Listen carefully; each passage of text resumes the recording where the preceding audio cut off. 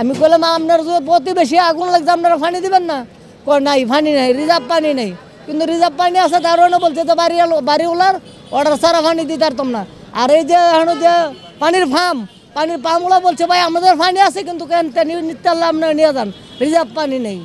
Fire সার্ভিসের phone দিছে 20 মিনিটে ফায়ার সার্ভিস চলে আসার পর হচ্ছে ফায়ার সার্ভিস অনেক 1 ঘন্টার উপরে চেষ্টা করছে, আগুন কন্ট্রোলে আনতে পারে না। হচ্ছে 1 ঘন্টা পর আগুনটা নেমেছে। নেওয়ার পরে আবাসিক হোটেলে যে লোকগুলো ছিল ওই লোকগুলা কিছু 4 থেকে 5 জন লোক লাফ দিয়ে নেমে গেছে, আর বাকি 4 জন লোক হচ্ছে আপনার মারা গেছে। ওরা বেরোতে পারে নাই, ওরা গ্যাসে অক্সিজেন অভাবে মারা গেছে।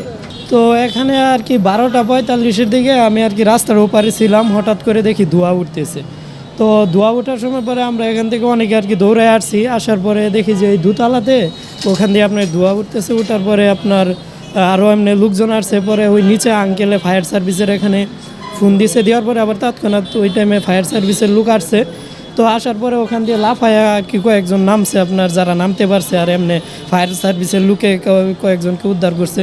পাশাপাশি এখানে আপনার ওই কিছুক্ষণ পরে আর কি আমরা ঘটনাস্থল জানতে পারি যে উপরে আপনার 5 তলা বা একজন টয়লেটের ভিতর আর কি গ্যাসের আপনার ইয়েতে অক্সিজেনের অভাবে আর কি মারা গেছে।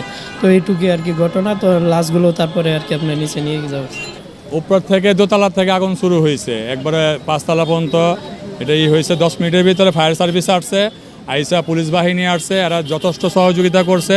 এদের সহযোগিতায় আগুন নিয়ন্ত্রণে আসছে এবং আশেপাশে ব্যবসায়ীরা যারা ছিল, ভ্যান স্টাফ ছিল, দোকান স্টাফ ছিল, দোকানদাররা অনেক সহযোগিতা করছে।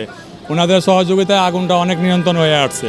আমাদের 4-5 লাখ টাকা ক্ষতি হয়েছে। আমরা দরজা বাইরে রাখছিলাম, এখান থেকে কিছু দরজা কারা নিচ্ছে আমরা বলতে পারবো না। কিছু পড়ছে, কিছু পাইছি, আরও খুঁজতে আসছি, কোথায় আছে এটি খুঁজতে আসছি। স্টুডিও থেকে ল্যাপটপ নষ্ট হয়েছে, আরও আবিজাবি নষ্ট হয়েছে। এই বিভিন্ন ধরনের 5-6 লাখ টাকা আমাদের ক্ষতি হয়েছে।